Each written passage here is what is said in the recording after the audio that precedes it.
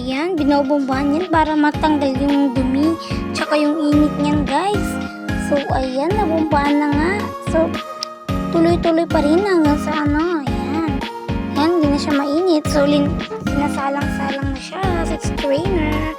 And ayan, tinatanggal lang yung tubig para hindi magtubig-tubig pag linagay sa lalagyan. Ayan, naglagay na nga ang aking tita dyan sa planggana para kita nyo talaga. Ayan.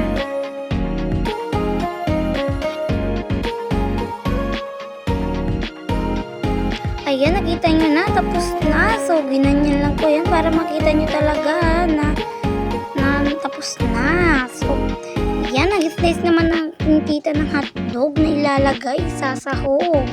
Sa ilulutong sauce. So, yan, slice na and yan, cheese and hotdog na yun. So, ayan na.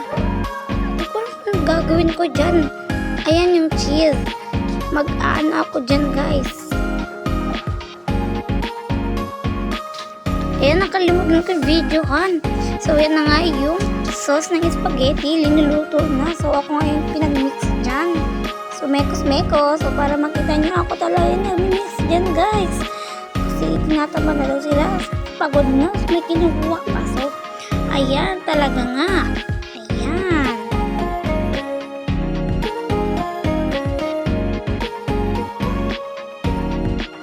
Ayan. Tinikman ko nga. Ang sarap niyan.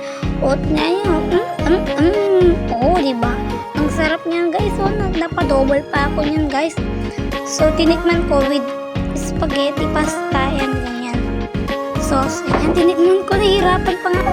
Hirapan pa nga ako dyan, guys. Ang ingay-ingay nila dito sa guys. Ano nyo, guys. Oh. Malakad pa ako. Ang sarap. So, yan. Naglagay na ng sauce ang aking tita sa may spaghetti pasta. So, ayan. So, ayan. Minekos-mekos ko nga lang yan, guys. So, ayan. Ang ingay-ingay nila dito, guys. Ayan nyo. Linagay ng aking tita yan para nga mapabilis daw.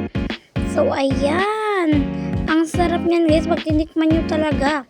So, ayan. Minix-mix ko lang sa aking tita. Medyo nahala na nga dyan, guys, ng buo. So, ayan. Dinig ko para makita nyo talaga yung kasarapan niyan, guys. So, ayan.